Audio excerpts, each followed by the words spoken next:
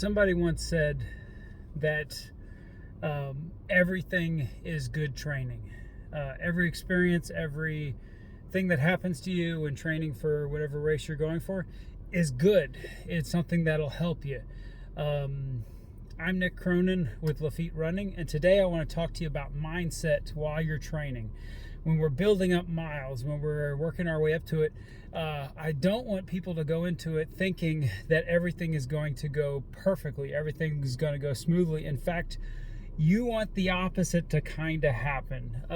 In races, especially in your A race, B race, whichever race you want to do, nothing goes according to plan. It's like that expression, everybody has a plan until you get hit and it all falls apart. It's what's going to happen on race day. In other words, what if it's raining? What if it's stupid hot, unseasonably? Surprise, it's crazy hot, it's crazy cold. It's raining and you're shin deep in water. You start vomiting. You're trying to get in enough calories and you're introduced to a food you've never experienced before.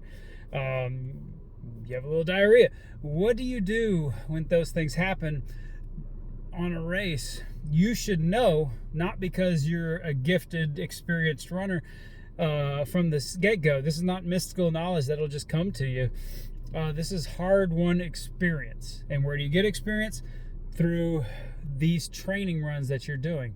How do you know if drinking caffeine is an energy boost, like it is for some people, or it's one surefire way to have to make a run to the porta potty as soon as possible? How do you know unless you try it on a run? How do you know if you can eat 300 to 400 calories an hour on an ultra? How do you know you can eat that much and be fine and not get bloated? What foods bother you? How do you know what to do if it's raining? How do you know what to do if it's crazy hot? How do you know what to do if you start vomiting or you start gagging and can't get the calories down? What do you do?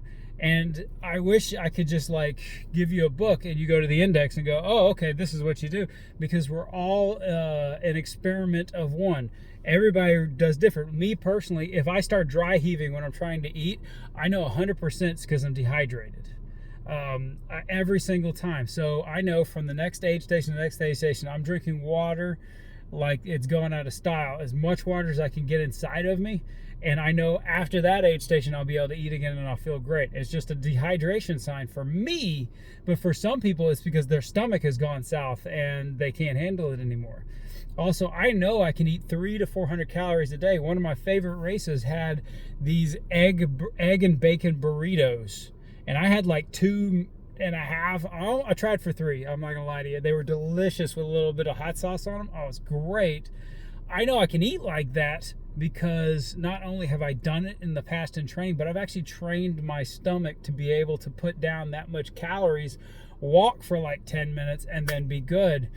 And that's because during training, what I did for like a year while building up for a race is I knew I wanted to eat a bunch of stuff and I knew what was going to be available. So I'd eat like 100 calories for a couple weeks, and then after a couple weeks I'd eat it was these little cereal bars. I'd eat one an hour, and then after a while I'd eat 1.25, and then 1.5, and I'd work my way up over the period of a couple of months. I worked my way up to a cereal bar and then a bunch of what's called Tailwind, like Gatorade stuff. I would train my stomach to be able to handle volumes of food so I get enough calories in on the run. It's the same with, I know exactly what to do in bad weather because of experience. It's not something I read in a book. It's some advice I've gotten some over the years, but for the most part, I know if it's raining hard. Some people have trash bags on, they have these special raincoats, I know if the temperature is mild and it's raining, I need a hat. I need water out of my eyes and I'm fine. I live in southern Louisiana. I mean, it's right now 45 degrees and I am dripping with sweat because it's 45 degrees but so humid. So as a result, you're going to be wet no matter what you do. There is no way around it. So why bother? Well, who cares? I'm used to being wet on the run. So all I really don't like is the weather in my eyes. So I wear a hat, keep the weather out of my eyes, and I am fine. I know that on a rainy run. I know to slow down and take smaller steps whenever I'm shin deep in water, because when it's raining, I still go on the trail. and still get, wet. I'd splash into the puddles. I know what to do with it because I have worked on it. Same with the heat. If it's really hot or it's really cold, I don't shy away from it. I try, okay, it's like I'll go on a run and man, my hands hurt. The rest of me feels great, but my hands are freezing. They're dying and killing me. Okay, I need to wear gloves. I am the dumbass who's running down the trail with a short sleeve shirt, shorts, and these thick wool mittens because I think I have like Raynaud's or something because my hands get crazy cold. And so I know to protect them. I know when it's hot because what to do whenever it's hot. I know what water regimen to drink because not only have I trained myself to take in that much water, I've trained myself, I figured it out, I've experienced it. So my point of today's video is to use your training runs to train up the miles on your legs. That's the obvious thing. But also use your training runs to figure out, okay, I need to eat this much on a race. What can I eat? And how much can I eat? And can I improve that? Also, on your training runs, what do I do in Louisiana summer? How do I run 24 miles on a training run in Louisiana summer and literally not die? How do I run in 22-degree weather and whenever there's ice on the road? What do I do about it? Don't go to the treadmill. Get outside. The only exception being tornadoes and lightning. Please don't die. On the other hand, you need to figure out what to do in bad weather. And as it gets hot, I'll put out some videos on how not to die in Louisiana summer. There's always good advice on what to do about that.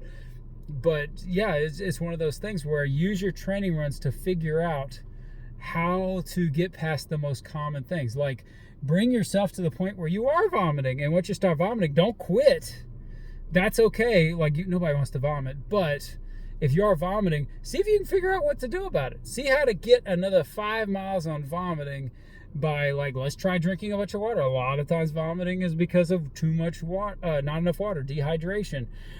Did you eat the wrong thing? Maybe this next run we'll try a different thing and see if that helps. Does caffeine affect me?